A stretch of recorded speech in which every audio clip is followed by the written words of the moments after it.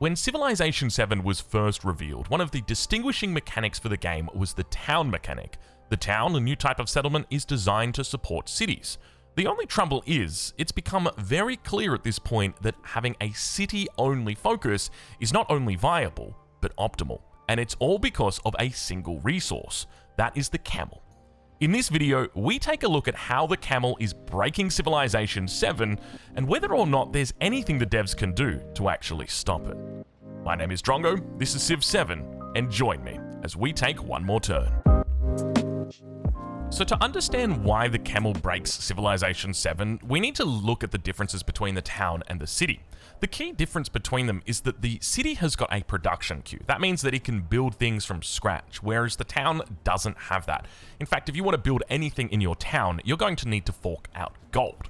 So if we want to build walls or we want to build a brickyard, we're going to need to fork out gold to build that here, whereas in a city, we can physically build that through the production queue. That's the first advantage of a city, and it means that you can be incredibly flexible with that city if you want to start producing military or world wonders, or if you just want to increase your yields. As an example, we're currently sitting on 147 science. This is because we've got a number of buildings in here that are increasing our science, such as the library over on this tile here.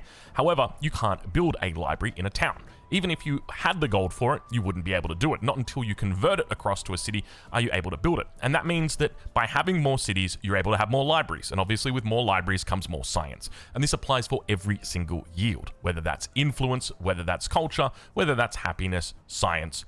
No matter what it is, it's all going to be amplified with a city. So naturally we want to move towards cities. The more cities that we have, the better it is. So how does the camel actually break Civ 7? Well, it wasn't something that we were aware of back in this game. This game was one that took place a couple of months ago. If we take a look, we do still have camels over here. We just didn't really understand how to utilize them effectively. And that's what this video is about, in exactly how the camel is breaking Civ 7. So let's dive into a more recent game.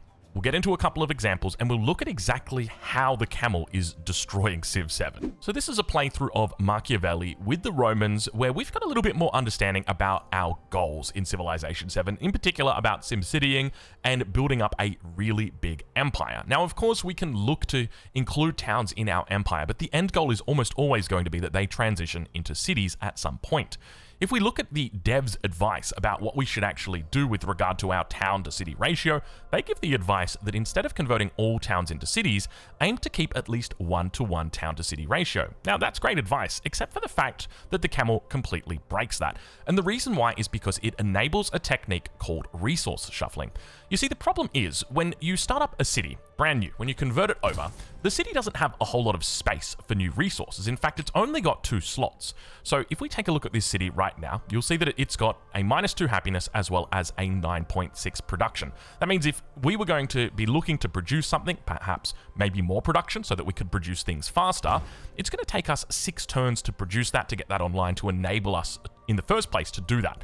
The reason why the camel is strong is because it enables you to put more resources into the city. So here, normally, we'd only be able to put in 2 sets of gypsum, which would take us up to 17.2 from that initial 9.6, effectively doubling our production and really reducing the speed that it takes to actually build this from 6 turns down to 4 turns. However, the camel allows you to take that much further.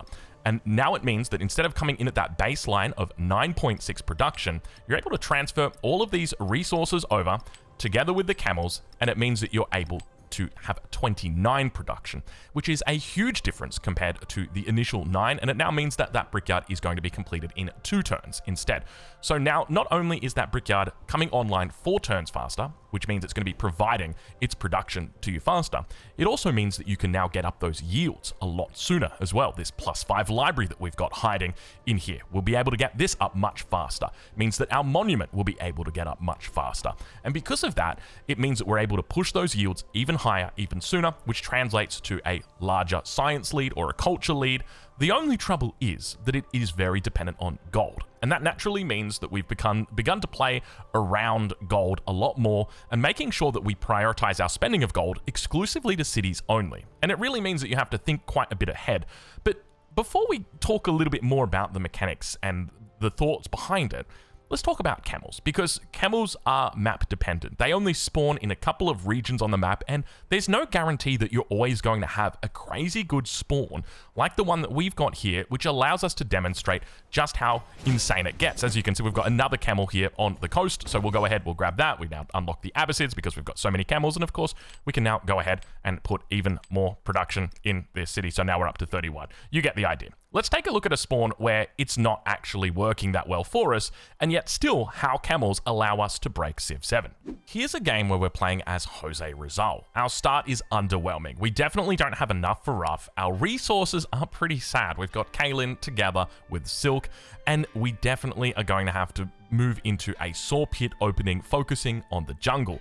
This is not a high tempo start by any means. However, we can salvage this start by utilizing the camel. And I already hear you. Well, unfortunately, we don't have any camels here in this city, and we won't have many, unfortunately, in this game. But the good news is we can still find a way to get them. So let's take a look at exactly how we do that. It's turn 55, and our city is well and truly coming along. In addition to this city, we've also got 4 settlements, but unfortunately, none of them have got camels. They've got high production resources like gypsum, wool, and hides all the way up in the north here in the tundra.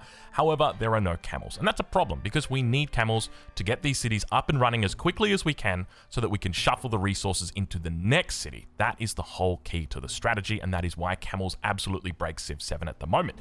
So how do we get camels? Well, the answer is quite easy. We go about finding other leaders who have got camels. If we haven't been able to settle them ourselves, there's no reason why we can't send out a trade route and look to secure them as well. So not only has Xerxes got his capital with 2 sets of camels in there, he's also taken a city off Lafayette, which has also got a set of camels in there. So we're going to be looking to set up trade routes with those 2 settlements, which we've already done, and we've now got 3 sets of camels inside Liangzhou City.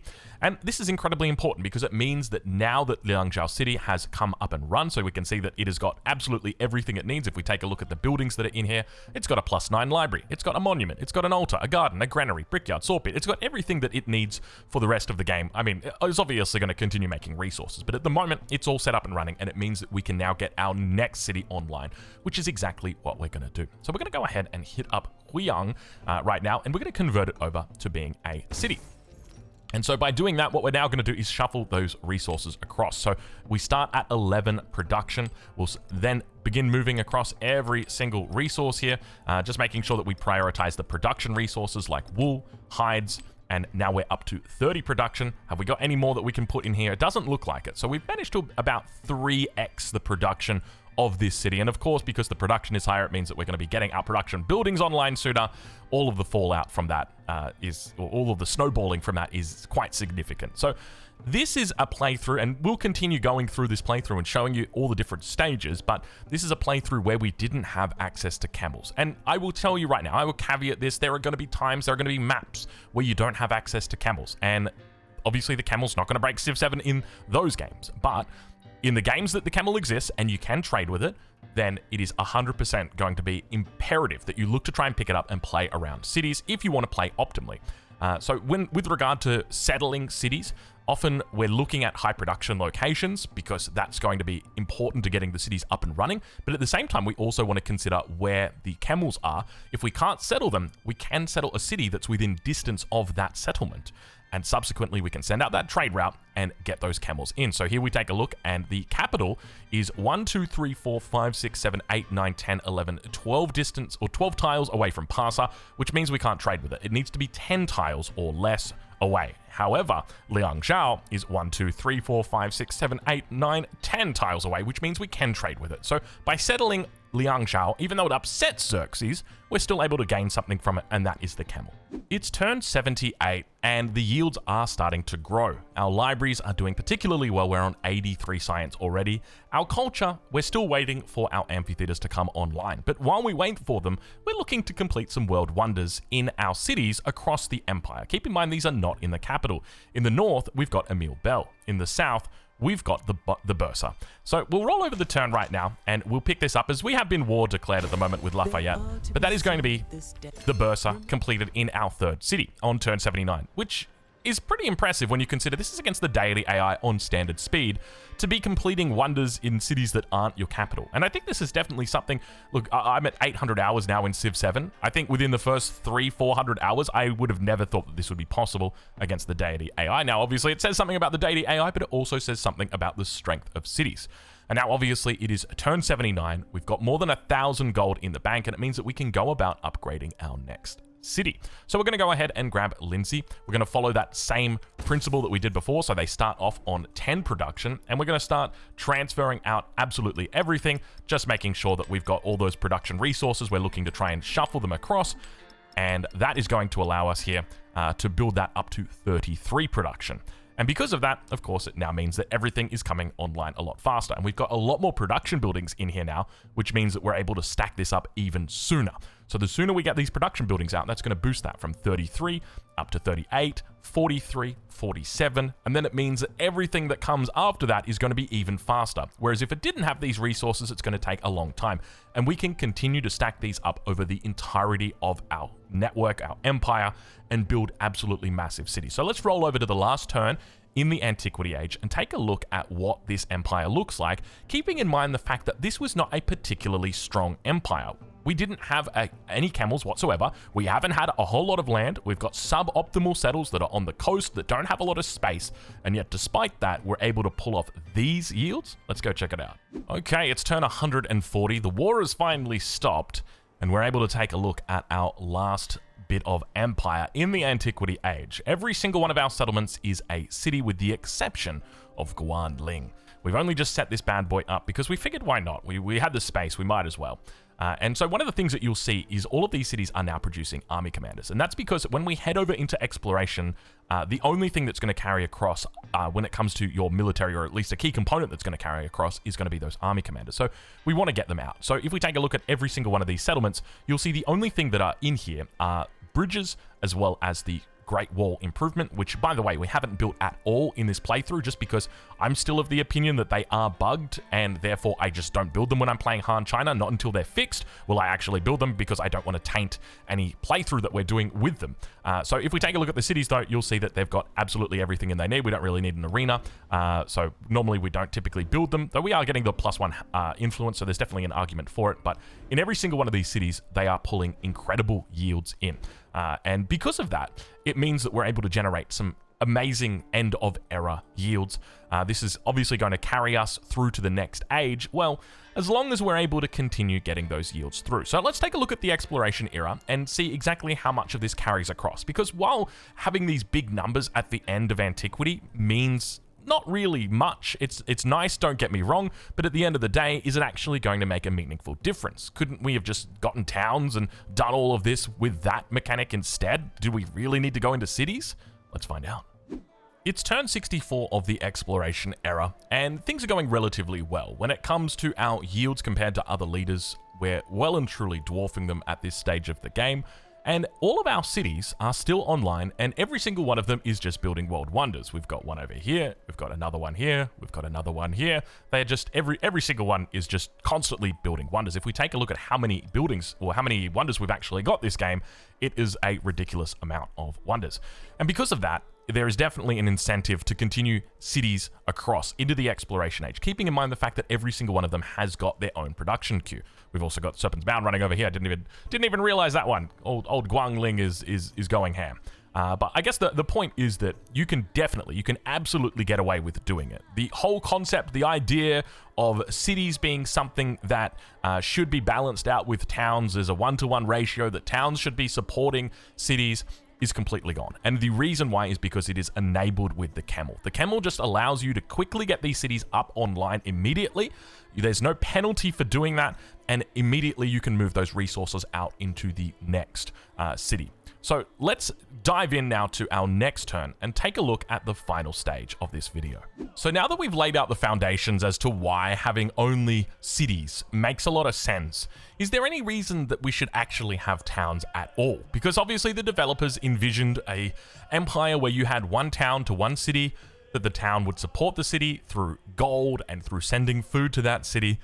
However, that's obviously not the case. There is still a use for the town. There's a couple of them actually, so let's get into it and talk about them. The first one is to secure resources for cities. So Kansas, when it started, was not obviously a city, it was a town, and it stayed a town for a very long time. And the reason why is because it's not only got camels, it's got gypsum, it's got wool. So that was the first reason why Kansas stayed a town for quite some time. So I think for purposes of, town versus city, towns can definitely remain towns, even for the duration of a game, if you can only justify it staying a town just for gathering those resources. If there are other factors, so as an example, we have some pretty good adjacencies in here. We have a +3 for the library. We have some good adjacencies for our monument as well, a nice +2 in here.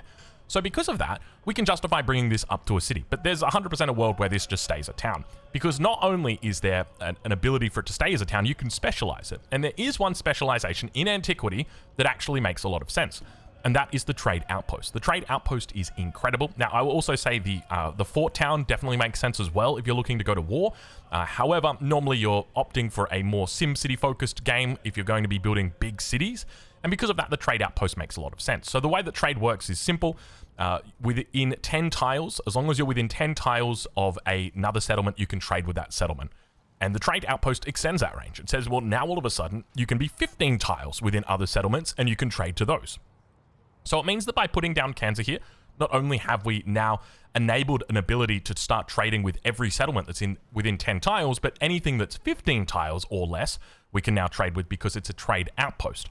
So one of the cool things that you can do is you can set up the trade outpost, send out all your trade routes, and then you can convert to a city, and all of a sudden you retain those trade routes, but at the same time, you get the benefits of being a new city.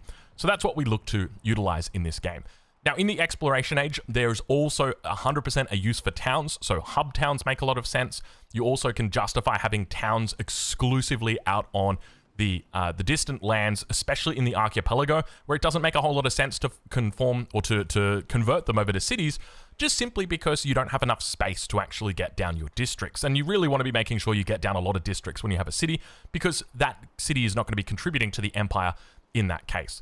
So overall, I do still think that there is a spot for towns in Civ 7.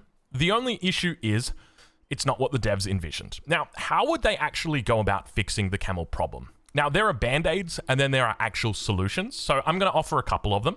The first band-aid that I'm going to offer is just that you nerf the camel. The camel is incredibly powerful. It allows you to slot additional 2 resources to a city that has been assigned those resources. So as an example, if you move the camel across down here, it's going to get 2 extra slots. You could just change that to 1. Nice and easy fix. Okay, there you go. But that is just a band-aid for the problem. The camel's still good, and I'm sure that people will go out of their way to find the camel just because of that bonus. However, there is a much more pressing issue here, and it's nothing to do with the camel. In fact, it's more to do with towns and the way that food interacts with growth. And the reason why is because of the way that growth increases. Essentially, the function that increases it is exponential. It means that every citizen is significantly more expensive than the next citizen. And because of that, you're not incentivized to grow large cities, at least not early. Later on in the game, it definitely makes sense because specialists become a lot stronger and you can 100% justify it. However, early on in the game, what incentive do I have to grow my city large and work all of these rural tiles when the reality is I can get a lot stronger yields just from the resources that are in that town or the buildings that are in that town, the production that we're pulling in. This quarter right here is getting 11 production, 5 off this, 3 off the city. All we need are a handful of production tiles and all of a sudden we are good to go. And that is the crux of the issue. The issue is not so much town versus city, the issue is growth. Because we're able to get our production up online quickly, it means that other players who might be looking to play a town and city composition, let's say that 1-to-1 ratio, they're not going to be getting the benefits of that town because they're going to be sending a whole bunch of food to a city that's going to be taking 3,370 food to grow. At this point, it doesn't matter. We're growing in 49 turns. It might as well be 4,000 turns. It's so far away. And the reality is adding in a second or a third even town that is going to be sending food to this city as an example, it's not going to make a dent. What do I care in 20 turns or 49 turns if I'm going to have an extra population that can work a +2 production tile? I don't care about that. And because of that, it means that the whole idea, the whole value of it, of that town is reduced significantly. So I would say another thing that the devs could look at is buffing up specializations. So when you specialize a town, it stops growing and it starts sending the food to its connected cities. one of the ways that it can improve upon that is by specializing its towns. So you can add in specializations where you increase the amount of production that you've got on your mines, and because of that, you're now going to be generating more gold. And if you were to further improve that and make it more viable, then all of a sudden I can say, well, hold on a minute, maybe there is a reason for me to go into a mining town here. But then you still fall back to that same issue of, well, the only real way for us to get, like, I guess further to that, the only real way for us to get culture, for us to get a reliable source of science is through cities. Of course, towns can do it. There are functions for it. But the reality is that if you want to get a big bulk of it, which typically you do, then it makes sense to have cities. If we take a look at our cities and see the numbers that they're pulling in here, 42 science, 20 or 19 culture, 48 science, 16 culture, 40 science, 15, 29 science, 13. They're all pulling in a huge amount of yields, and we wouldn't be able to do this with towns. And so I definitely think that there is going to be a balance to strike. I think another way that you could potentially improve this is by increasing the amount of gold it costs to convert a town into a city. At the moment, it's not that it is affordable, it's that it caps. That's the trouble. So once it reaches once it reaches 1,000 gold on standard speed, it doesn't go any more expensive than that. And for me, I don't mind, because if, as an example, here we're playing the Mississippians who generate a lot of gold, but even in spite of that, we can just be doing a lot of trade, generating gold that way, spending only our gold on converting towns into cities, and we're still able to get our entire network, or our entire empire converted into cities by the end of the era. And because of that, it can be difficult to justify the price of 1,000 gold. I think moving that cap up from 1,000, maybe even to 2,000 gold, you would start to see a lot less players going, hey, well, you know, cities are kind of expensive. Do I really want the yields that badly? That would also increase things of like, increase the strength of your golden age, your economic golden age. So that's another consideration to make as well. But other than that, I think we'll probably leave it here. And hopefully this ignites a little bit of discussion about this. I know that it is already on the devs' radar with regard to the way that food works, because when we kind of broke growth. I don't know if you guys saw I think it was the second or the third video that we did on this channel. If you go back and have a look, we broke growth and the devs had to fix it. Unfortunately, when they fixed growth, they broke it again. And it means that growth is no longer, what I'm talking about is specifically, as an example, if we take a look at the bath, it has a mechanic on it called growth, a 10% growth rate. And they've changed that now, so it doesn't work not nearly as effectively as what it did before. And so I think the scaling that they had on citizens was based on that previous growth rate. And now because it's been reduced so significantly, as a result, it means that you're growing very slowly, because they just kind of expected, okay, well, you know, everybody's going to have a bath, that sort of thing, because well, we want to keep our hygiene up. But look, anyway, I know it's on the devs' radar, so hopefully they do find a fix for this, and hopefully the camel will eventually get rained down from S tier down to a more reasonable space, because at the moment it is by far the best resource in Civ 7.